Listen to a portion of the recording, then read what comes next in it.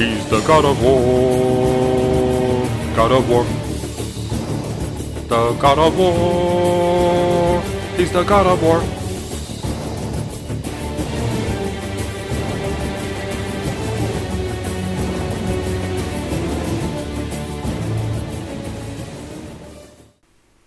So, the Aegean Sea begins here, and we make our way down the first boat. We make our way through a boat that's crashed into it over to here. We have to go across a couple balance beams, make our way down this ship. The exit door is closed with a lock, so we have to climb up the mast, come across this rope here, make our way under this ship, climb up the outside, fight a big boss, slide down a rope here, make our way back across, and now we can open the exit to escape. A couple notes. So the combat tutorial takes place here. Once we get downstairs, this is the blocking tutorial. It's the first mini-boss. Then we have a balance beam tutorial. Out here, we're not able to make this jump when we first approach it, so we turn back and then the second Hydra head bursts through the deck. Once we kill that, we have to swim underneath and climb up to make it to the mast. This is an example of how the game camera points this way and will follow you along the path. So there's hidden stuff that's just right off camera. It's not really well hidden, but because you're not shown it on camera, it can be easy to miss. On this ship, you have to get to these archers that are positioned at the far side of the deck, and there's a box that you need in order to reach them, so you have to push the box up between these shipping containers, using them as cover from the archers' arrows so it doesn't get destroyed. Here's our tutorial for climbing, and we learn how to fight while climbing. This is our tutorial for going on a rope, and we learn how to fight doing that. We also learn about the upgrade system here. We need 6 of these Gorgon eyes or 6 Phoenix feathers to update our health or our magic respectively. Under this deck, we get our first magic spell, which is an AoE attack called Poseidon's Rage, and for the boss, we have to fight 2 little Hydra heads, kind of like the second one we fought already. We have to drop these spikes onto them to pin them to the deck, and then we can climb up the main mast and impale the Hydra on it, get the key out of his stomach, and take that all the way to the exit so we can make it onto the gates of Athens. After the love boat, we arrive at the gates of Athens, and we can disembark and fight some enemies as we get along the dock. There's an elevator up here that'll take us to the second level. We get introduced to some new enemy types in the scaffolding, and then we take that up to the main courtyard. Around here, there's one building we can get into, which is the door right here, and that'll take us into this back room where we have to climb some boxes. We get our second spell, which is Medusa's Gaze, and then we have to use this ballista to break down a wall, climb out onto this outside wall, and make our way along the vines so that we can push over this giant statue, use that to climb up to this far wall over here, and climb up to the high level so we can shoot this ballista across the gap, use that rope to reach the far end once again, and then we can use the ballista to break down an even further wall to escape to the road to Athens. Along the way, there are a couple things to find. There's a hole in the wall here, and if we jump through it, there's a secret passageway that'll get us a little phoenix feather. In addition to finding some things in this room by breaking down some of the box stacks, there's also some things we can find with the ballista, which can be rotated. So in addition to shooting the way ahead, we can also shoot it out this way to break down a wall, letting us get at these chests, and we can shoot it behind the save point to break down a wall to get this power up. The road to Athens is really straightforward, and we'll actually be here a few times. So we just cross this initial bridge. All we really have to do is follow this path. There's a little indoor spot we have to go through, but then it's just following the road all the way to the end of the level, cross a couple of ropes, and we're done. If we go to the right, the door to the desert is closed, but you can get a Gorgon eye if you head that direction early. Additionally, there's one little puzzle here where we can use our new Medusa eye. This button here will open up the door ahead, but we can't get there in time, so you have to freeze an enemy on top of it, and then go through the door before it closes. Along the road, there are a few buildings to get into that have permanent power-ups, and there's a lot of red chests as well, so it does behoove you to break down some of these doors and explore a little bit. The town square is another fairly short level that we'll visit a couple times. We emerge at the bottom of this big staircase to the plaza, and as we go up, you'll fight a bunch of bad guys. The door you have to take is to the left, and that'll lead to a couple passageways back here where there are surprisingly few enemies as we make our way up and around. Ultimately, we end up jumping over, and we see a woman who has a key that we need. She's pretty scared of Kratos, so as she backs away from him, she actually plummets over this ledge and falls to her death. We have to jump down to get her key, and we have to repeat this little walk to the left, but this time, some enemies jump out to attack us as we go. There's also some secret stuff in here. After we get the key, we can use that to open this locked hatch, drop down behind the gate that was closed before, and make our way onto the rooftops. The rooftops look a little complicated from this angle, but they're really not too bad. We end up coming here, we have to climb up some vines and bounce across them to get to an area where we have to fight quite a few enemies. Ultimately, we can explore a little bit to find some power-ups, but we want to make our way out across this bridge. The enemies up ahead get destroyed as they cross, and so this bridge is not accessible to us. We have to instead jump around, use the moss on these pillars to jump across, make our way through the inside area, and then climb around the pillars again across the bridge that's broken. Near this save point, there's a ladder to the roof, but you don't want to take it yet because we need to go this way, get this ballista, kick it all the way down the hallway, use this gear to rotate the ballista so that we can point it the direction that we want, and ultimately use it to break down this wall here. We can get our next spell, which is Zeus's Fury. This is our projectile weapon, essentially our bow and arrow. And now we can climb up on the roof, use that to clear out this area, find the secret treasure trove, kill the guy who's trying to hold this bridge closed so we can cross the bridge, and finally get our power-ups and return back to the plaza. This time when we get back to the plaza, we're coming from the upper level. So we actually merge over the area where we had a bunch of fighting before. There's a little ladder that's been added, but the areas up ahead here are closed off to us. You can't return to the whole previous level. But you do have to do some fighting. You can find some additional items, and ultimately you want to head off into the mountains this way, and that takes us to the Temple of the Oracle. The Temple of the Oracle is like a little bite-sized version of the stuff that we're going to encounter in Pandora's Temple later on. As we approach, there's a big battle in the plaza, which is something that happens in pretty much every plaza in God of War. We make our way into this main cathedral, and this is infested with harpies. So they will continually emerge from their little nests on the walls until we take the statues that are at the front of the room and push them in front of those holes so the harpies can't get out anymore. After we do that, you can take the stairs up to the second level and use the rafters to cross the room. Then you can take these stairs back to the main puzzle area of this level, which is this Oracle's waterfall. So the Oracle's hanging from a rope, and you have to kind of use the statues that you kick over to make a little statue stack with the two, and then you can use that to climb on top of this little gazebo and jump over to the vines on the wall. Once you start making your way across these vines, the Oracle will really start to fall, and a timer will start where you have 60 seconds to get across this upper rope, make your way along the cliffs that we can't see in this particular map, and then along these balance beams, we finally get to a point where we can reach the Oracle and rescue her. Beyond that, we get to an area that looks pretty significant. You can actually climb these cliffs at this point in the game and find a phoenix feather up there, but it's clear that the significance won't be until later. So instead you want to go across this giant sword, make your way down this statue into the sewers. And the sewers are a very short level. It's just fighting all the way along this entire tunnel until we make it to the road to Athens once again. So this time, at the road to Athens, we do want to go this way because the door to the desert is open to us now. The Desert of Lost Souls is going to be really simple from a map like this because it's mostly wandering through an extremely foggy area once you get down to here. Visibility is really limited, but the point is to find these 3 sirens based on their songs that are hiding out in the sand and kill them so that you can make the way ahead. There's a few red chests that you can find in the sand, but it's a lot of wandering to find them, so I wouldn't necessarily recommend it. Finally, we make our way through this little temple in here. You can go through the sandstorm and the kind of Moses parting the Red Sea tunnel, and there's a horn that we can blow to summon the Titan Kronos. As an aside, this tunnel actually turns to the left in the game, but I didn't think it made much sense for this tunnel to be pointing back towards Athens, so I decided to flip it on my map so it makes a little more sense that you're going out into the deep desert. Pandora's Temple is where we're going to spend most of the rest of the game. You can guess what happens out here in the big plaza, I'm not even going to tell you, and then you head up the big stairs, open up the majestic doors, and make your way into the temple.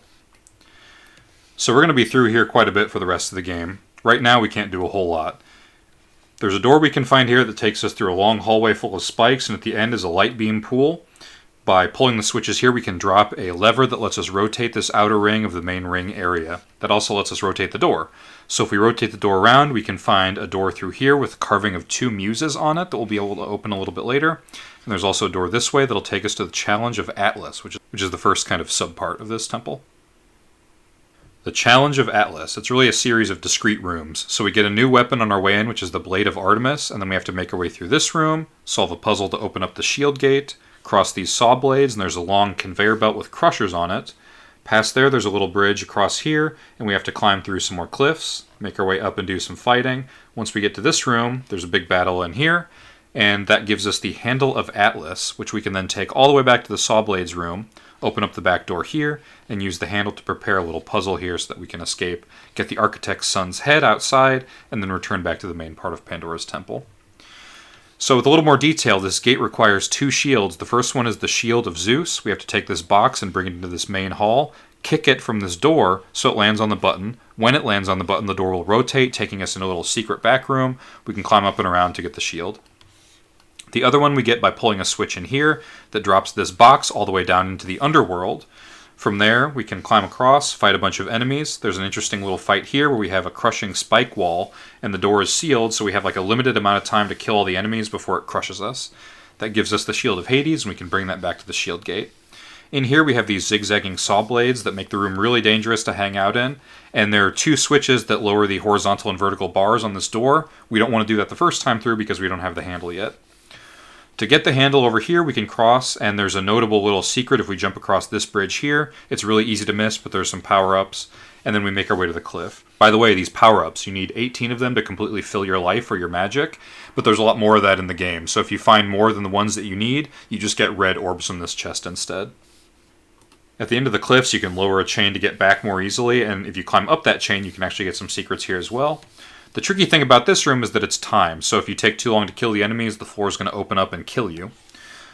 Once you get the handle of Atlas, you can use it to crank this globe up above Atlas's shoulders. Then you use the side door to climb up onto the upper bridges, where there's a switch that'll use this piston to bounce the ball down the hallway. It'll hit this point here and break a hole in the wall. That's how you can get outside and finish this part of the dungeon.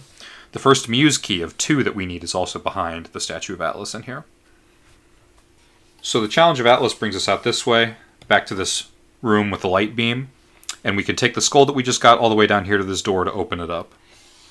At this point we gain access to the inner ring, and there is a roller with spikes on it that's making its way around the inner ring.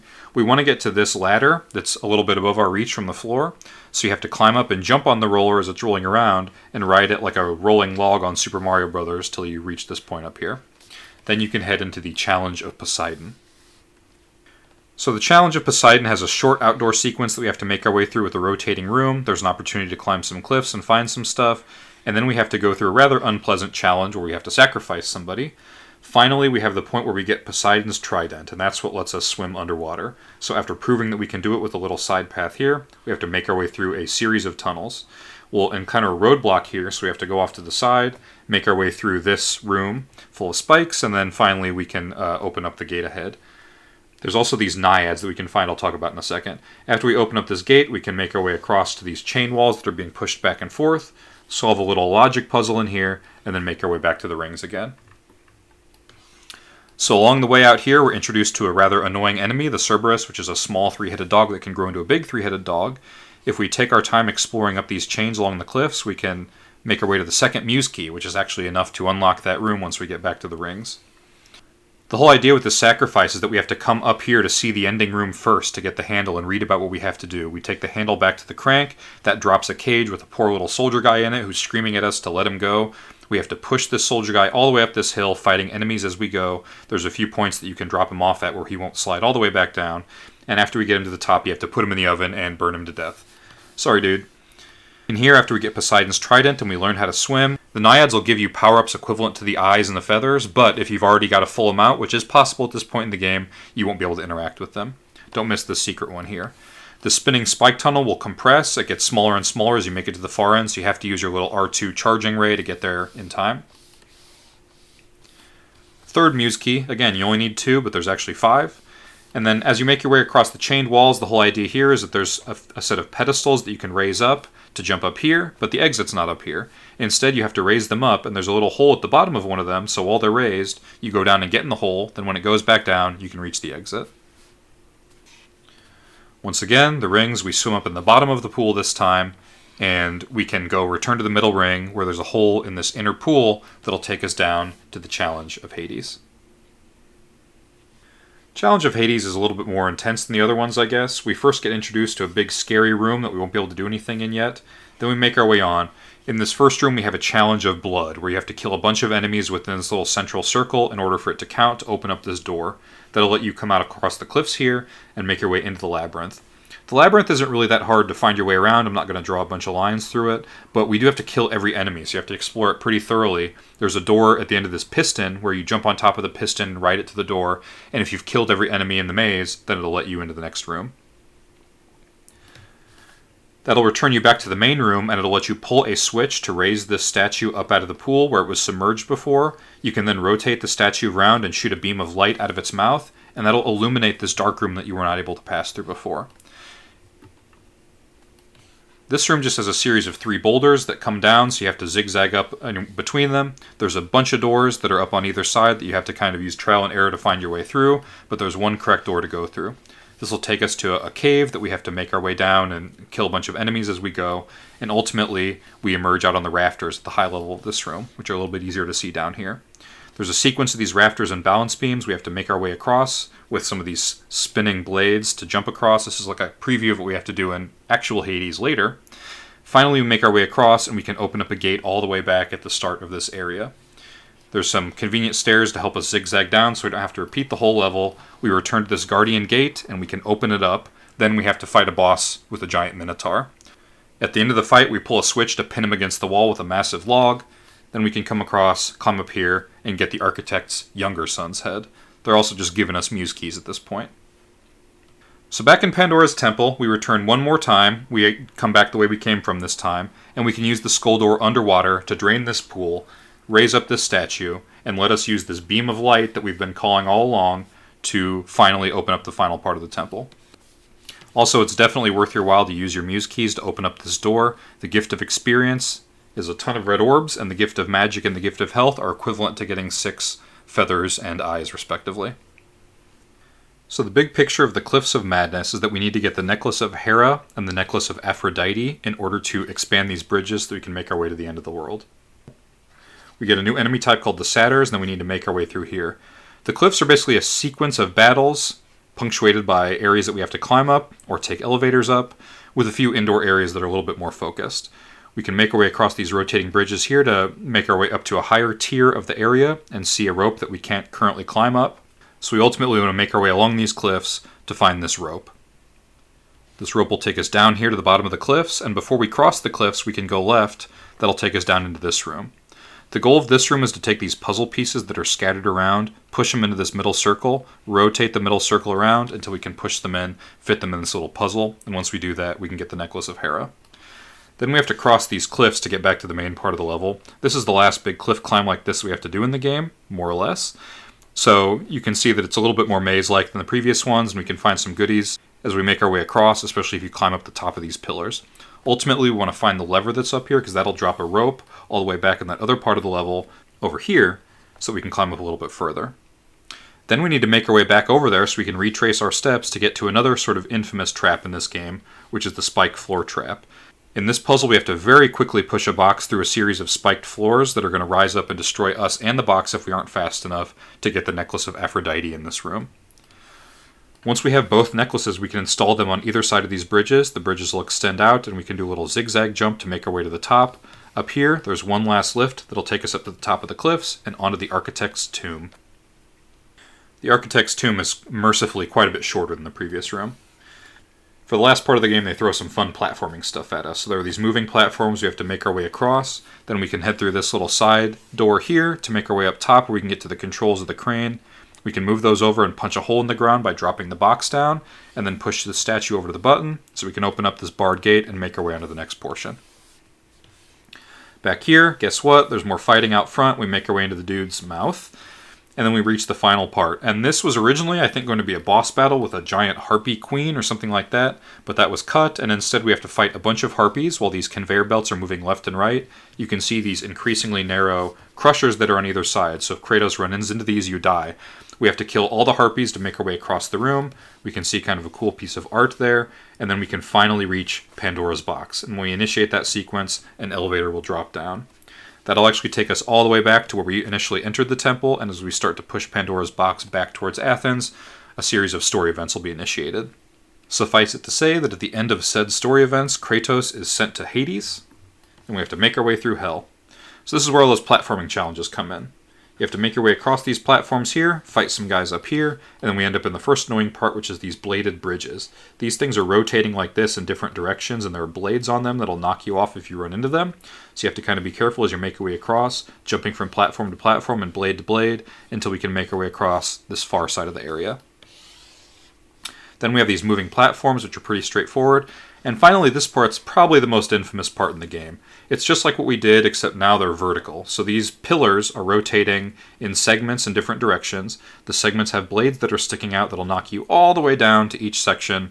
So if you're not good at this part, you're going to get very frustrated. You have to climb your way up 2 main segments of these before you get to the final sequence, which is fighting our way across some of these platforms. And here we have to kill enemies until we can raise all these pillars. They raise up gradually as you kill enemies. So there's a whole row of them that we have to wait until they're all raised up here, and we can make our way across. Finally, just we have a few more enemies to fight, and then we can climb back up to the living world.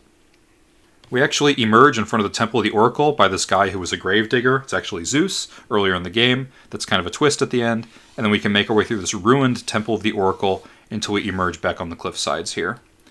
Back here, Kratos ends up growing big, and you can use this Blade of the Gods bridge to whoop Ares' ass. This is also the cliff where the introduction of the game takes place, and we get to visit Mount Olympus at the end.